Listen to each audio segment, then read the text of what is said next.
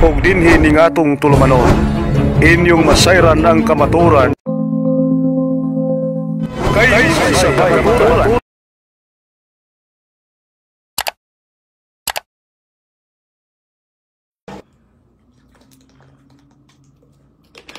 Magandang araw po, magandang araw.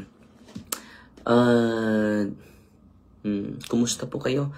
Ang pag-ibig at kapayapaan ni Kristo maghari nawa sa puso at isipan natin.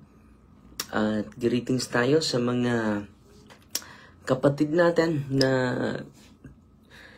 nanonood ngayon. Excited ako ipakilala ko sa inyo yung santo na naka-inspire sa atin. Walang iba. Ito yung patron saint ko talaga. Ito yung patron saint ko, si Saint Antonio Maria Claret. Sa mga nagtatanong, sino yung patron saint ko ngayong araw na ito, ay, alam nyo, inaalay ko po sa kanyang intercession yung buong buhay ko. Bilang isang pari, bilang isang seminarista pa noon. Dahil ito talaga yung mga dayosisano ay masturbation is sin. Nick Excel, yes, it is a sin, kapatid. No? Unang-una, kapatid, nandyan yan sa CCC mismo. Babasahin ko sa iyo yung Catechism of the Catholic Church. Pasensya ka na po, hindi ko nasagot yan. Dahil gusto ko na, yes, it is a sin. Dito sa paragraph 2352, kapatid. By masturbation is to be understood the deliberate stimulation of genital organs in order to derive sexual pleasure. Both the magisterium of the Church, in the course of constant tradition and moral sense of the faithful, has been in no doubt and have firmly maintained that masturbation is an intrinsically and gravely disordered action. The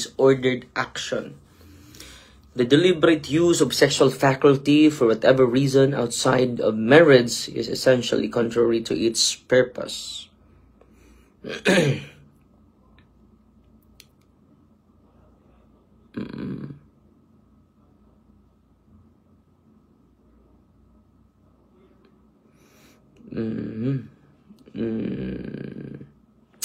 For here, sexual pleasure is sought apart from sexual relationship, which is demanded by moral order, in which a total meaning of mutual self-giving and human procreation in the context of true love is achieved. Pero it is a grave act.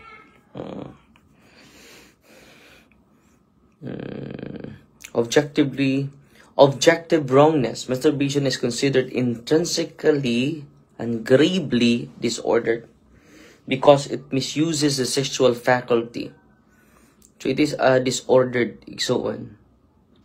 Nakalimot lang ako sa specific na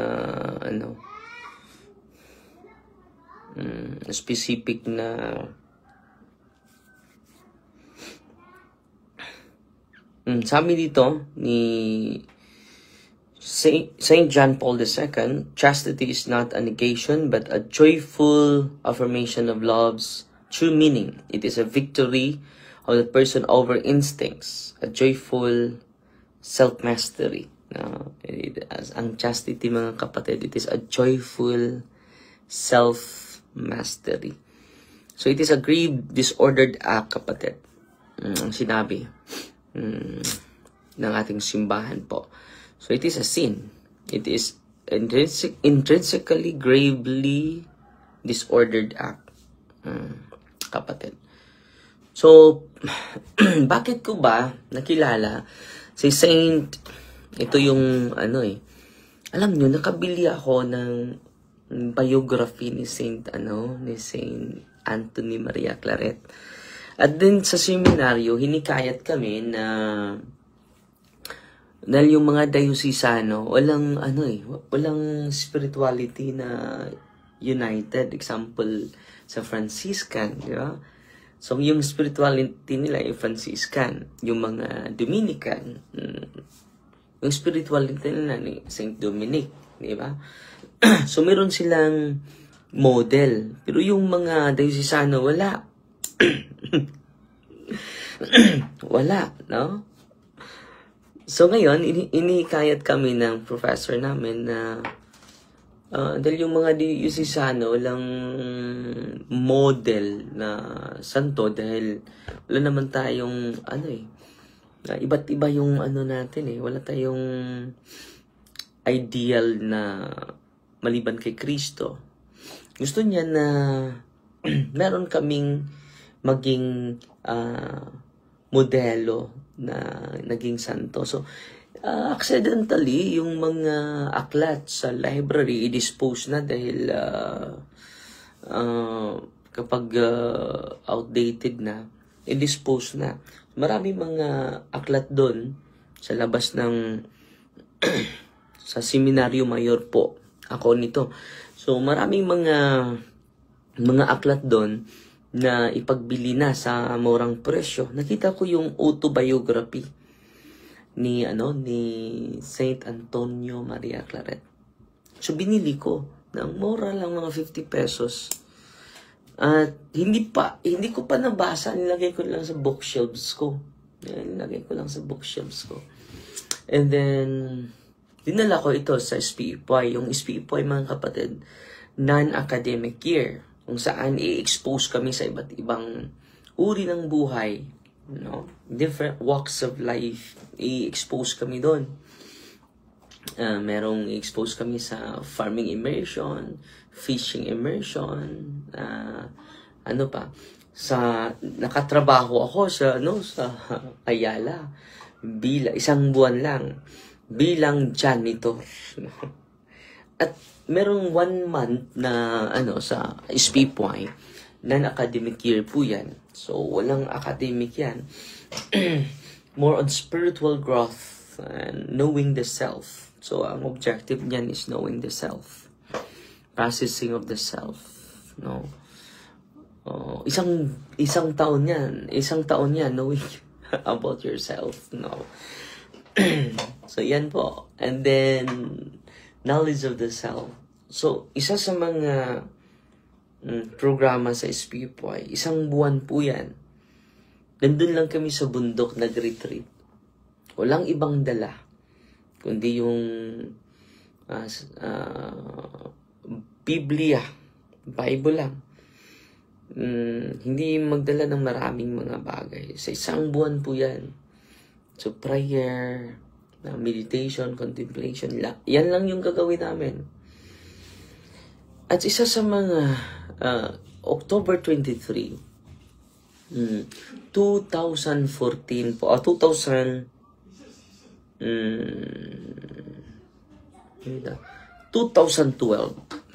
October 23, exact, to be precise, date, October 12, October 12, 23, 2012. Ito pong nangyari, mga kapatid. Binibigyan po ako ng intense contemplation na assignment. Kalimot ako sa lay companion ko, Ate Isabel. Sabi ni Ate Isabel, dapat may intense spiritual meditation and contemplation. Marami siyang mga contemplation na binibigay ko. Buong araw, buong gabi, tutulog ka na ng hanggang makatulog ka. More on contemplation and meditation. At sa October 23, 2012, dun grabe yung intense na contemplation ko. Ang sarap na hindi bumaba sa bundok. Doon kami sa Ignition Retreat. Tinatawag yan na Ignition Retreat. Doon ang ganda ng meditation ko doon, contemplation. At ito yung ang dala ko lang is Bible at Life of Saint Antonio Maria Claret. Hindi ko pa alam kailan yung kailan yung fiesta niya. Pero nagbabasa ako starting day 1 until natapos ang retreat namin. Yun lang ang dinala ko at binabasa ko. At nag-asa ko sa companion ko, ate, pwede ba dalhin ko itong aklat ni... Huwag kang magdala ng aklat. Pero Life of Saint po ito ni Antonio Maria Claret. Sige, okay lang yan. Akala ko nobela, no? So, okay lang yan. Yan ba ang santo mo? Hindi. So, nabili ko lang ito. So, dinala ko. And then, hindi ko alam yung fiesta niya. Ni San Antonio Maria Claret. Hindi ko alam yung fiesta niya. Ang nangyari, mga kapatid, ay ganito. So, sa gabi umiyak ako. Grabe yung iyak ko. Doon ako sa Adoration Chapel. After Rosary ko, after Breviary ko. After reading the Gospel. Grabe yung intense talaga yung contemplation ko.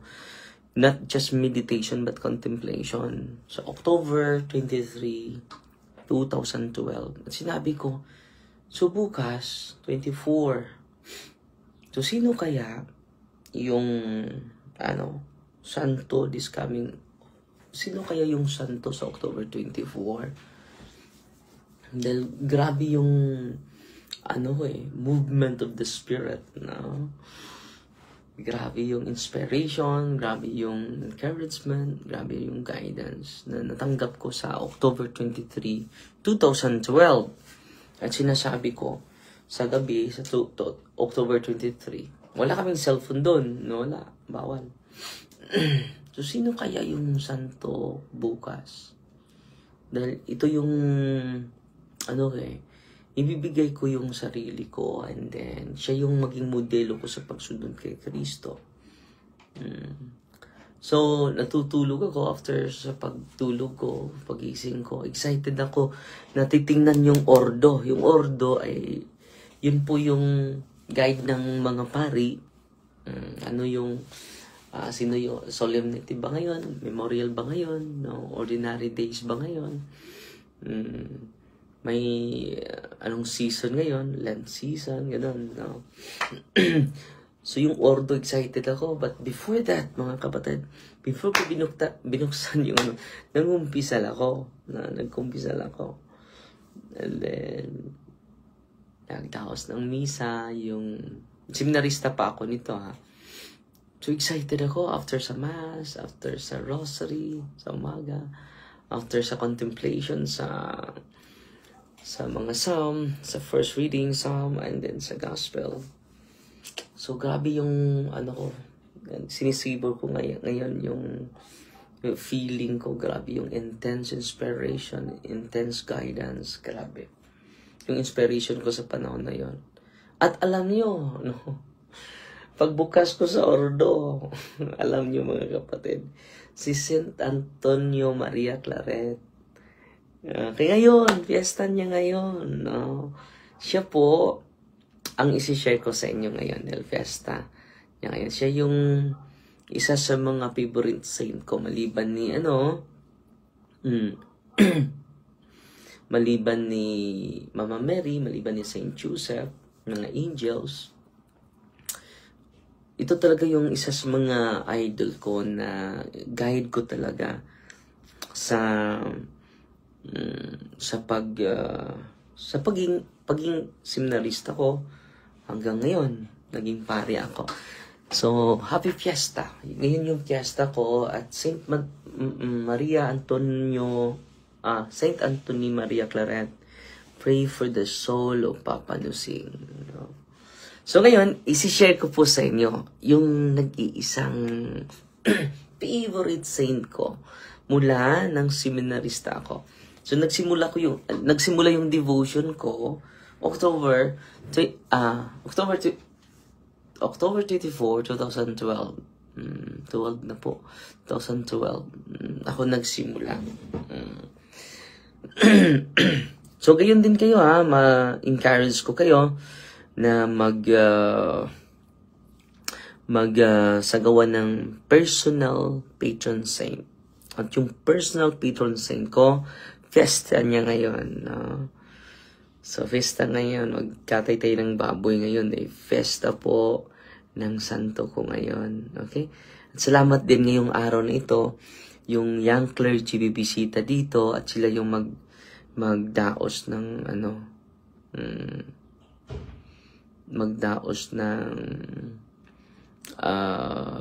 misa para kay Papa. So ito yung patron saint ko ha, favoritong patron saint ko. Sana po may patron saint po kayo na hindi po ito accident, kundi ito talaga. Siya talaga yung gabay ko sa pagsunod ko kay Kristo. Okay? Sabi ni San Pablo, 1 Corinto 11, follow me and you will not go astray. So yung sinusunod ko na santo, si Saint Antonio Maria Claret. 1807 to 1870. Binaliktad lang ito. No? So feast day niya is October 24. Ang title niya, Archbishop of Santiago de Cuba, founder of Claretians, confessor of Queen Isabella II of Spain. So siya yung confessor sa Reina, no? Canonized May 7, 1950. Wow. Yung patron namin sa St. Michael, sa Saint Center, si St. Michael, di ba? May 8 kami. So, kadugtong lang. So, nakanonize siya sa May 7. Early life and vocation ni Saint Antonio Maria Claret. Born December 23, 1807, in Catalonia, Spain, into a humble family of wool weavers. So, mananahi pala ito. From youth, he shown piety, love for the Blessed Virgin Mary, and a desire for perfection. Ito yung idol ko, no? Na santo. Trained as a weaver, but an inner call led him to the priesthood. Ordained in 1835 at the age of 27. Alam nyo ba, hindi ito marunong lumangoy, no? So, hinahanap ko nga yung autobiography niya. Ang ganda dun. Alam nyo, yung autobiography niya, ang kapal. Hinahanap ko nga eh. Hindi ko pa nahanap. Alam nyo, hindi pala ito marunong lumangoy si Antonio Maria Claret. And then, doon lang siya naliligo sa gilid ng baybayon sa seashore, no? Dahil hindi siya marunong lumangoy. At alam nyo, may malaking alon. While naliligo siya sa gilid ng baybayin, no? May malaking alon. And then naanod siya. At sabi ng mga kasama niya, patay na yon. Dahil hindi yun marunong lumangoy. No? Alam nyo, hindi namatay si Saint Antonio Maria Claret. Dahil nagro-rosaryo siya. Lumitaw lang siya. sa dagat. Ano bang sekreto mo? Doon, yung deep-seated niya na devotion sa Mahal na Birhen, ang naka-inspire sa kanya to give his life to Mama Mary, no? So, nagro-rosaryo siya, no? Inaanod na siya ng malaking alon. At tinanggap na ng mga kasamahan niya, napatay na yon. Hindi yun marunong lumangoy, no? At nagtagpuan siya na lumutang lang sa dagat. Yun po yung isa sa mga milagro sa kanyang devotion. Kaya nga, isa sa mga yung love for the Blessed Virgin Mary. So, naging pari siya, 1835, at the age of 27. He first considered becoming a Carthusian monk. So, naging monghi pala siya. But his confessor urged him to devote his zeal to preaching and missions. Till, magaling siya magdiskurso eh. Magaling siya sa preaching, mga kapatid. So, naging missionary siya. Ito yung missionary work niya. Saint Antonio Maria Claret became one of the greatest preachers of the 19th century in Spain. Hindi to basta-basta, mga kapatid. Si Saint Antonio Maria Claret, na one of the known preachers during his time. He traveled tirelessly on foot.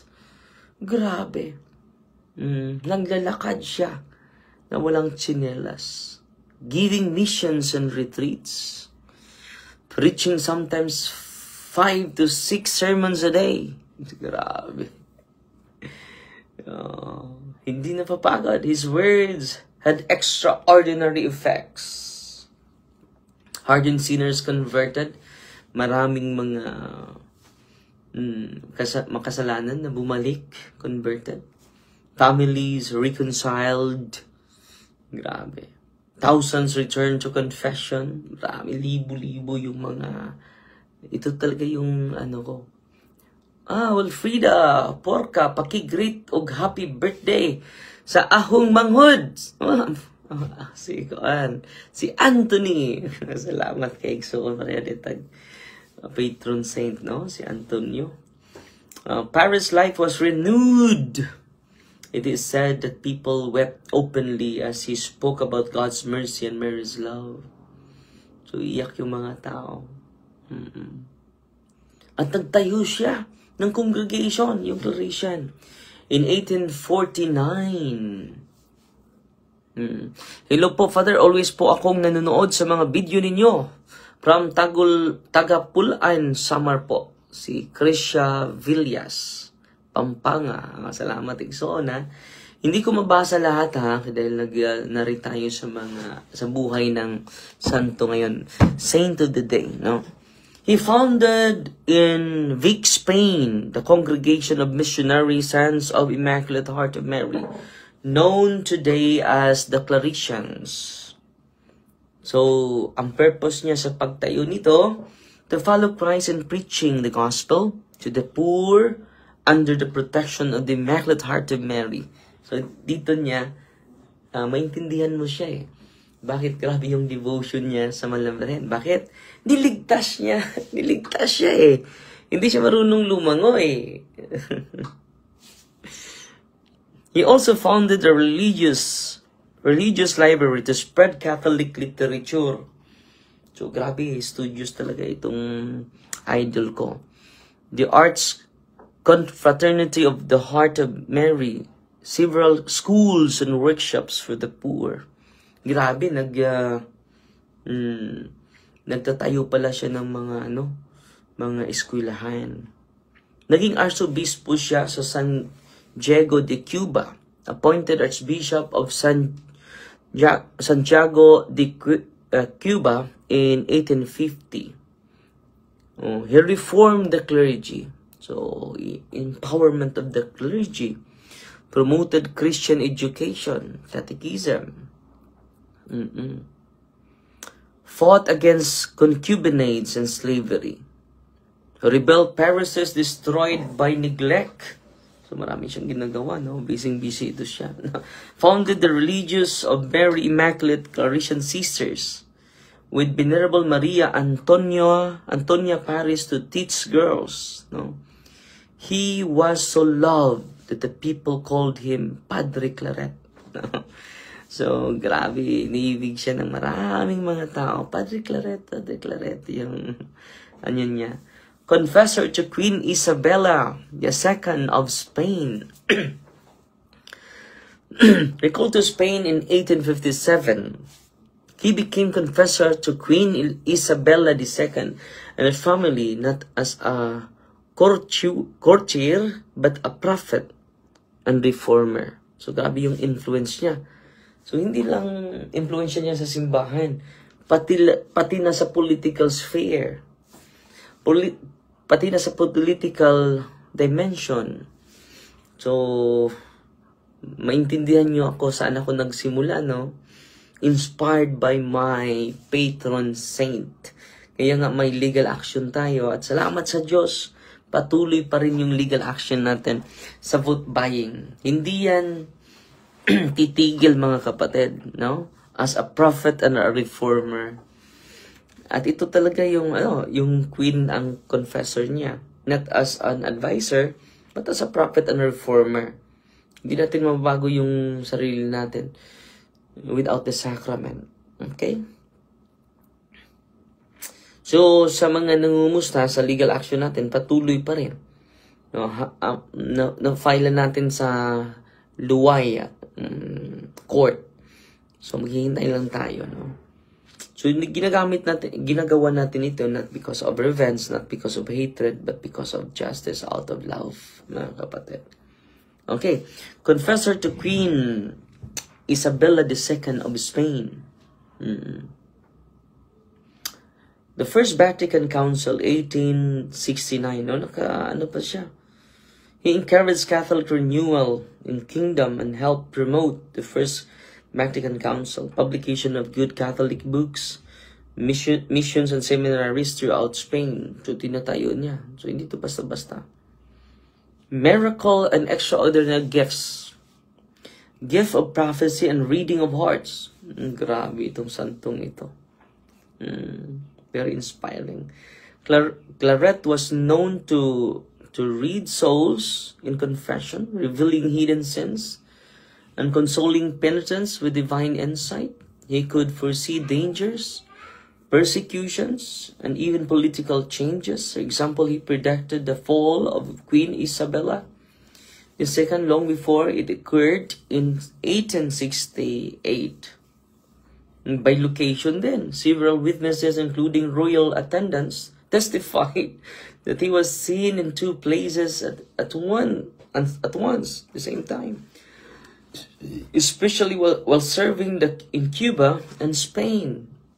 Nandun din siya sa Spain, nandun dito din siya sa Cuba. While preaching in one town, he was reportedly seen comforting a dying man elsewhere. Both events later verified. So, by location, miraculous healings. Numerous healings occurred through his blessing of prayers, particularly on the sick, poor. He was known to bless the sick with the sign of the cross, saying simply, God wills it, and cures followed. Ito yung sasabihin niya, God wills it, and cures followed. During an epidemic in Cuba, many recovered after invoking his prayers. Grabe. Ito yung... Ay, isa na! Wait. Wala. Wala diri. Taas siguro. So, grabe, maraming mga miracles na nangyari sa buhay niya. So, while preaching in Catalonia, supernatural protection. While preaching in Catalonia, an assassin shoot at him at point-blank range. The bullet lodged in his cassock, but did not harm him. He forgave his attacker immediately and prayed for his conversion. The bullet and cassock are preserved as relics. Grabe itong taong ito. Idol na idol ko ito, ha. Si Saint Antonio Maria Claret. Pray for me. Pray for my protection. Maraming nagalit ng mga albularyo sa akin. San Antonio Maria Claret, no? While preaching in Catalonia, an assassin shot at him and point blank range. The bullet lodged into his cassock, but did not harm him. Alam nyo, wala namang amulet si wala namang siyang amulet, no? Supernatural protection. The bullet lodged in his cassock, but did not harm him. He forgave his attacker immediately and prayed for his conversion. The bullet and cassock are preserved as relics. Wow, no? Eucharistic ecstasies. He spent hours in adoration before the Blessed Sacrament, and often fell into ecstasy during Mass. When I am celebrating the Holy Mass, I see our Lord in the form of light. I am surrounded by angels. Wow, no? Wow, incorrupted. Buddy! Grabe itong idol ko, no? When his tomb was opened in 1897, 27 years after his death, his body was found incorrupt, still intact and flexible. Today, it rests in Claretian Mother House in Vic, Spain. So, mas mabuti na pupuntahan natin siya, no? Ito yung isa sa mga itinerary ko. Samahan niyo po ako sa sunod. Magpasagawa tayo ng pilgrimage sa patron saint ko with Ate Nonet. In God's time po, in God's time. So death and canonization exiled from Spain after the revolution of 1868. He took refuge with Cistercian monks at Freud, France, when he died peacefully on October 24, 1870. Beatified 1934, canonized 1950 by Pius XII, who called him a man who burned with the divine flame that Christ came to cast upon the earth. Ang ganda, no? Very inspiring yung santo ko, no? Patron saint ko. Ito yung mga known nga mga sayings niya. Marami siyang mga aklat na sinusulat, mga kapatid. A sign of the Immaculate Heart of Mary is a man on fire with love, who spreads its flames wherever he goes. So, marami din nagkagalit sa kanya. May nagtangka niyang patayin siya, di ba? Pero hindi siya natablan because of the spiritual protection. Hindi dahil sa amulet, no? Who spread its flames whenever he goes. He desires mightily and strives by all means possible to set the whole world on fire with God's love. So, mapuno tayo ng pag-ibig sa Panginoon araw-araw. So, sana mapuno tayo sa araw na ito ng pag-ibig sa Diyos. No? Mapuno natin. So, maraming magagalit sa atin, katulad ni Saint Antonio Maria Claret. Binaril siya, pero sa awa ng Diyos, may mga anghel na nag-protect sa kanya. Hindi, wala po siyang amulet, ha? Hindi katulad ng mga albularyo, may amulet, no? So, bakit ba sinasaway natin ang mga albularyo? Dahil yan ang katotohanan, no? Delikado yung family members ninyo until fourth generation yung curses ng demonyo while enjoying their power. Pasensya na po, pero kailangan isasabi ko out of love po yan. If I were to meet a priest and an angel, so galing pala ito ni Saint Antonio Maria Claret, I would first greet the priest because he is another Christ, no? In persona Christi. The love of Christ urges us on.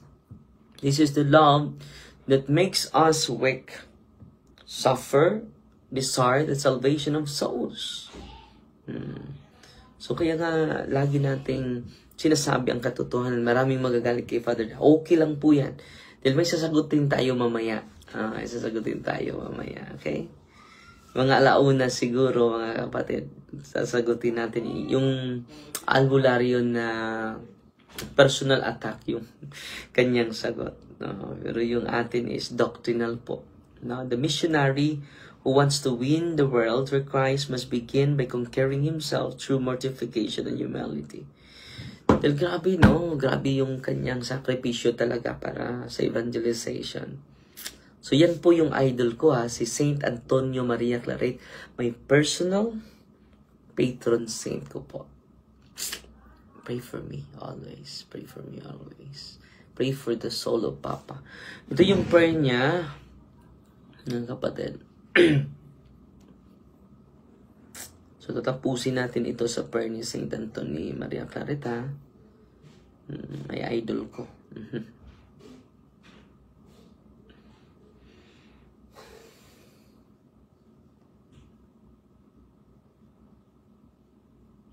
Hindi ko pa natapos pala.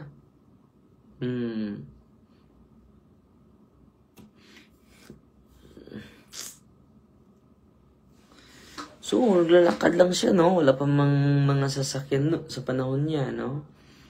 Especially Catalonia by foot, often on foot. Wala siyang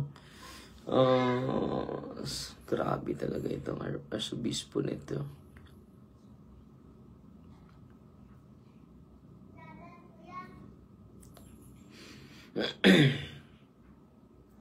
Para makapunta lang siya sa poor community, mga kapatid. Grabe yung preaching niya. Very inspiring, mga kapatid. Buhay ni San Antonio Maria Claret.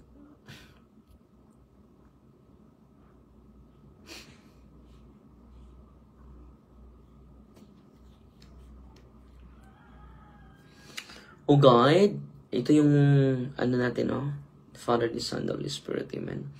Ito yung final natin na concluding prayer natin. O God, who filled Saint Anthony Maria Claret with zeal for souls and love for Immaculate Mother, grant us through his intercession the grace to serve you faithfully, to proclaim your word with courage, and to live with purity of heart and integrity of life. May we follow his example of tireless charity, constant prayer, and joyful self-giving. Help us to overcome our weaknesses, embrace your will, and bring the light of Christ to all those around us. Saint Antonio Maria Claret, pray for Papa, pray for us, that we may grow in holiness and zeal for the salvation of soul. Amen. In the name of the Father, and of the Son, and of the Holy Spirit. Amen. Salamat Ate Lali Rose Disvo sa panonood. Si Anicia Oro Inok. At salamat din sa Star Senders natin ngayon. Si Malak Ganel. Salamat po. Si Mar Diaz. Good morning, Father. Watching from Upper Kabanayan, Bulacau. Napadala ng 50 stars. Si Briones Jo. Napadala ng 100 stars. Si Marilyn Kernofio, 100 stars. Salamat po. Si Ami Naelga, lagi po ito, 50 stars. Salamat po sa mga bagong star senders natin. Ang Diyos na po magsukli sa mga generosity ninyo, ha. Si Mavic Buhion de la Cruz, 100 stars. Si Sister Imper, 50 stars. Salamat po. Si Grace Bagundol, greetings muna tayo ng 2 minutes. Tipanero. Si Anibel Babera, pa-shout out, Father. Si Wilfrida Porca, nagtanaw, amen. Si Mercy Billiones, amen. Salamat sa mga tumulong, ni Papa, sa mga nagpadala ng tulong, salamat po. Ang Diyos na po magsukli sa mga kabutihan ninyo, sa moral, spiritual, and financial support po. Maraming salamat po. In the name of the Father, the Son, the Holy Spirit. Amen. Patuloy tayong magdasal sa bawat isa to gain enlightenment, guidance, and inspiration sa bawat isa sa atin. God bless. Ug inyo nang nabati ang mga kamatuoran dinhi ning atong tulumanon. Kay sabay kamatuoran. Ako lang hinaot, kadaghang kamog nakatunan. Daghang salamat.